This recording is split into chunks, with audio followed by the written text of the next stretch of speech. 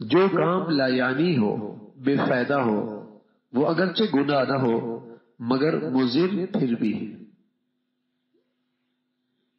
جو کام لا یعنی ہو، بے فائدہ ہو، وہ اگرچہ گناہ نہ ہو مگر مضر پھر بھی۔ قد افلح المؤمنون الذین هم فی صلاتهم خاشعون والذین هم عن اللغو معرضون والذین هم للزکاة فاعلون۔ ایک طرف نماز کا ذکر اور ایک طرف زکوٰۃ کا ذکر، بیچ میں کس کا ذکر ہے؟ والذین هم عن اللغو معرضون، لا یعنی سے بچنا۔ اب بتائیے لا یعنی کی کتنی اہمیت ہے؟ دو فرائض کے درمیان اس کو جو لے کے آئے، اس طرف توجہ دلائی کہ اگر یہ لا یعنی ہوگا تو دل کا تزکیہ مشکل ہو جائے گا، یہ لا یعنی ہوگا تو نماز میں خشوع مشکل ہو جائے گی۔ لا یعنی کے ساتھ نماز کی خشوع مشکل ہو جائے گی، دل کا تزکیہ مشکل ہو جائے گا، کی مشکل ہو جائے گا۔ تو لا یعنی چیزوں سے بھی بچنا چاہیے، بے مقصد چیزیں۔ کھیل منع نہیں، لیکن اس میں نیت کر لیا کرے، ایکسرسائز، تاکہ دماغ صحت مند رہے، جسم صحت مند رہے گا، دماغ صحت مند رہے گا، ٹھیک ہے؟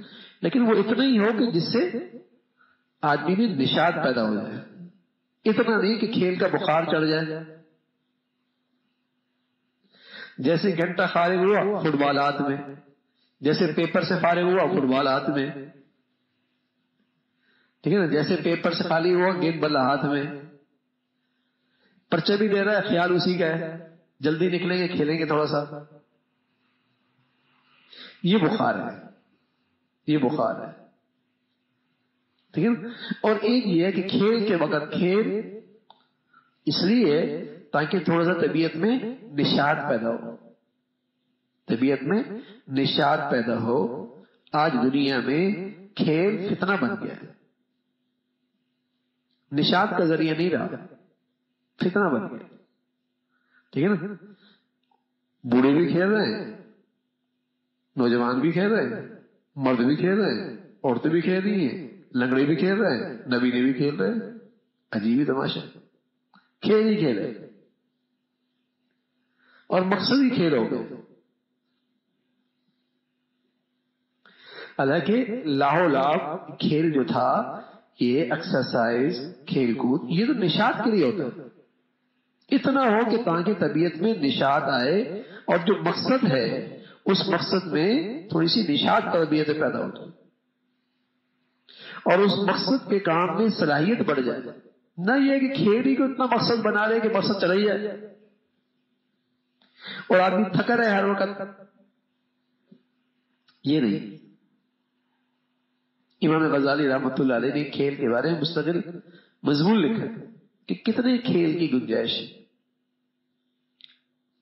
ٹھیک ہے؟ تو لایانی چیزوں سے بچنا چاہیے۔ لایانی کاموں میں مصروف رہنے والا آدمی کام کے کاموں سے محروم ہو جاتا ہے اور بامقصد کاموں سے محروم ہو جاتا ہے۔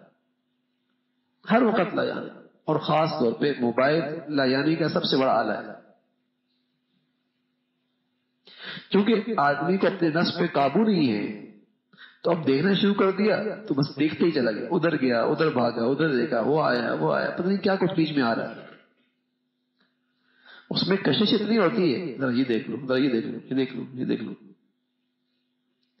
اور اب تو بدقسمتی سے جو آدمی نیٹ کو، ان چیزوں کو زیادہ استعمال کرتا ہے، وہ بے ادب بہت ہو جاتا ہے، اور وہ جسے کہیں کہ بے ادب ہو جاتا ہے، اور وہ اپنے بڑوں کے بارے میں جری بہت ہو جاتا ہے، جو مرضی لکھ دیا، جو مرضی کہہ دیا، جو مرضی تبصرہ کر دیا، کیونکہ سن سن کے نا گندگیاں دیکھ دیکھ کے تو آدمی خود بے ادب ہو جاتا ہے۔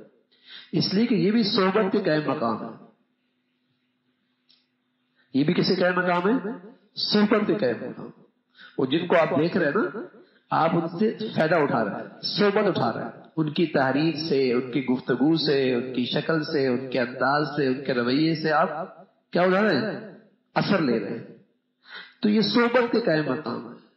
تو وہ صحبت بہت گندی صحبت ہے، اور اس صحبت کا نتیجہ یہ ہے کہ آدمی بڑا بے ادب ہو جاتا ہے، بڑا بے ادب،